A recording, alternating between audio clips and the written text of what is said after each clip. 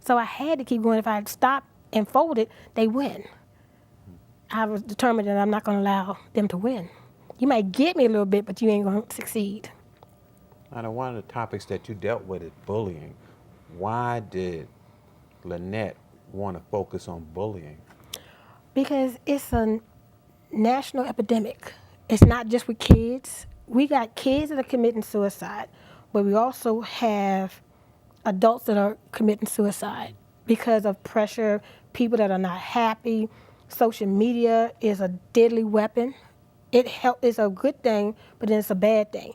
Any social media engine, people are using it to destroy people, and it's working. And I felt that telling my story of being bullied from dating somebody to so-called friends to family members, they're hurting. But what you want to do to ease your pain, because I look at bullying as like a drug. They want that 15 minutes of fame. They want that hit. So what to do? To go and attack people. You know, we had that whisper down the lane, but it's more vicious now. We talking about people. We spilling tea on folks. People don't realize that you're hurting people, but when you're hurting, you don't admit it's a vicious thing. So, how did you deal with someone bullying you? Well, back in the day when it was okay sometimes to smack people in the mouth, before they Okay. changed the law. I'm not saying that it's right, but this before they had it with 800 number and stuff like Okay. that.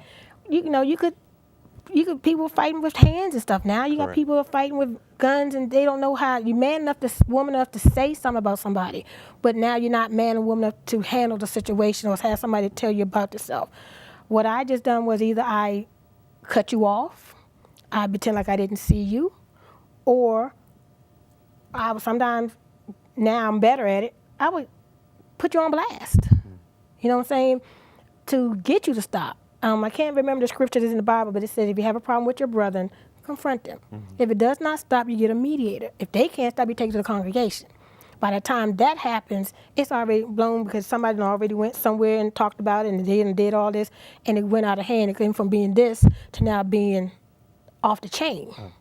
So pretty much one of the ways that I know that I handled it the best was I moved. It still kind of followed me, but I was in control over it. Okay. I just left certain people alone, changed the circle of people that I was around. Thank God for some of the circle of people that I have that were deflecting stuff away from me, and then they told me later on. But you sometimes people don't handle it. There were times from being bullied, and I hate the point of being talked about and dogged out, that I tried several times to take my life. I didn't succeed with it because I heard God's voice. Correct. That I need you to fight. I need you to continue on. Yeah, I guess that was dumb. But it gets to a point where I felt like maybe I wasn't around. Maybe I should just go ahead and end it.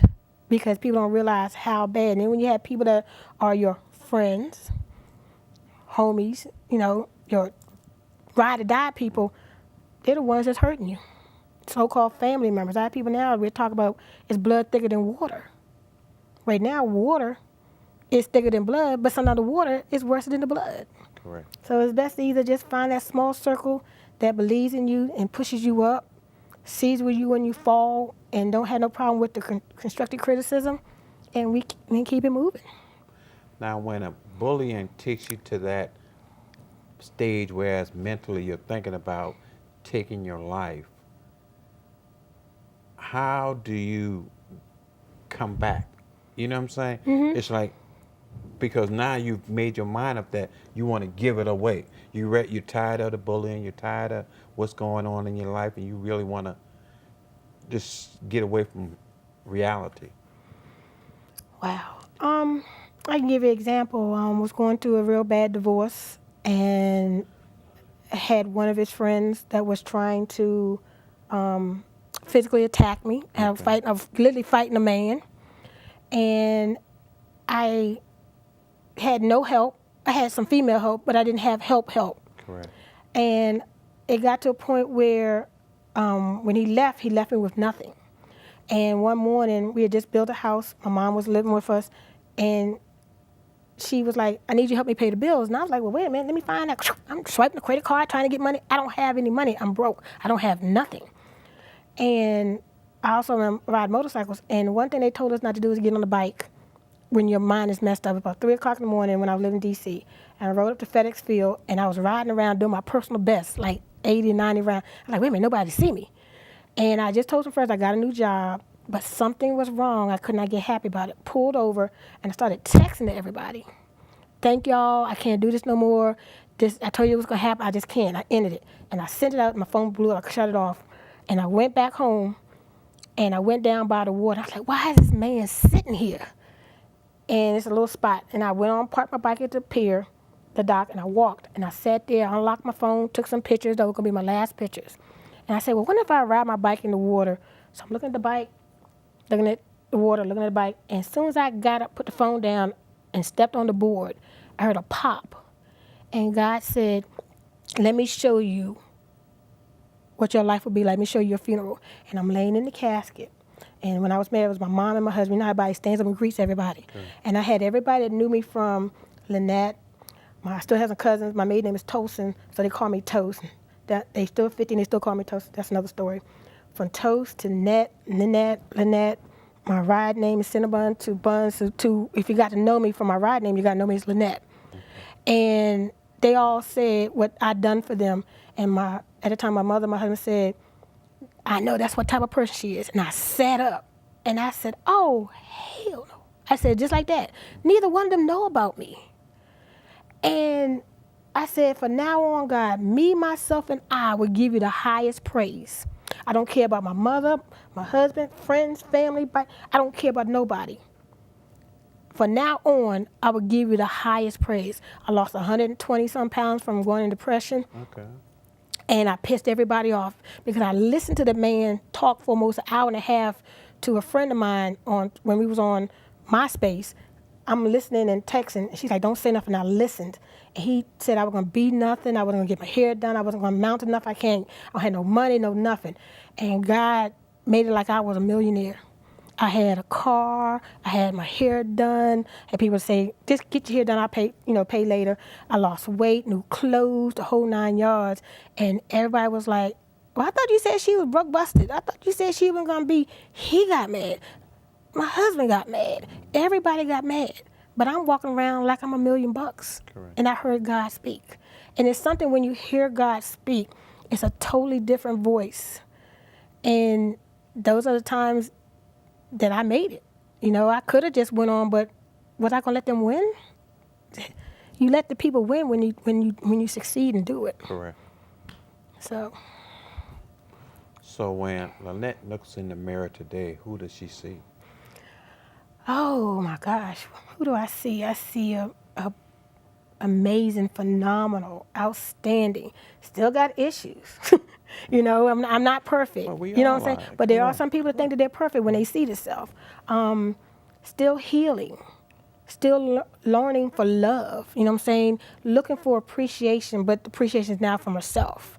Like I said, successful, talented, gifted, motivated. Just the list can go on. And I think I tell people now, when you're by yourself, I need you to get completely undressed. No makeup, everywhere, just nothing, nothing on your head, and just look at yourself in the mirror. And if you can't look at yourself butt naked in the mirror with no distractions, I mean, man, take your earrings out, do all that stuff. Just look in the mirror and talk to yourself. If you can't do that, then there's something seriously wrong. Because you gotta be able to look at yourself and say, I'm amazing. I'm gifted. They said, what? Oh, no, not about me. Well, you know, you did say that. Oh, I didn't I? You'll talk back to yourself and nothing going crazy. Correct. I've had it where I was talking to myself and I'm like, Dad, she rough. And it was just like, it was a reality check. I have issues. I need to get things right. So I have a wonderful therapist that I go and talk to, and it's just putting all the pieces back together and trusting God. But that little extra help means a lot.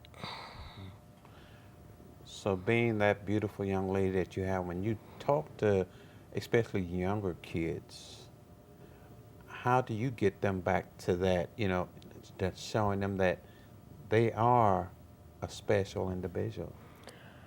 One, I get them to journal. I tell them to write. Don't be afraid to talk. Tell, if it's not your parents, then find that older person that you can trust, Okay. and then swing that over to your parents. Because a lot of times our parents are going through the same thing. Sometimes the people that we go to are going through. But find that voice. Your voice is important. Don't let no, and it's not your fault, but talk. Even if you can either write it or you can record it. Just talk. Find that counselor. Find that one of your friends' moms. If you call them mom, then talk to them. Correct. And then let them know, I don't know how to talk to my parents. And then they will go. But write, and talk. Because talking is healing and writing is healing. Correct. So for the audience who wants to know more about Lynnette, how would they get in contact with you? You can go to, my email is lmichelle, 2 L's, double L and everything, at gmail.com. You can also go to www.lmichelle.com. Okay. And I'm on, I have a YouTube channel, L Michelle Show. On Facebook, it's the M.Jewell, or you can also find me on Lynnette M.Jewell. How does it feel to be so blessed? It's a humble experience, overwhelming, but you just got to say thank you. I had to it took a moment for me to be like, oh, you're so good. Who did oh, you're talking to me. Then it would be inside I'm doing that. Now I can just say thank you. You got to come to that point, but it's still overwhelming that I'm actually doing this and it's by myself. Instead of having folks, oh, you don't need to be doing that. Oh, this is crazy. Then as I'm doing it, oh, now you want to be like, oh, okay. I'm still work in progress, Correct. but I'm still at work in transition. I'm still learning that people are going to be people. I'm going to be who I am, and either love me or leave. Because my goal is to try to stay as positive as I can. And there's going to come times with negative. There's going to come times where people are not going to understand. But it's okay because people are here for a season. People are here, so I just got to learn to pace it and keep it going. Lynnette, we're running out of time. Thank you for coming on the show. I really appreciate you coming on and letting the audience know a lot about yourself and what you do, and that encouraging words that's going to let someone know that it's possible. Life is short. But thank you for coming on the show. Thank you for having me. Thank you, audience, for watching the show, and you be encouraged. Thank you.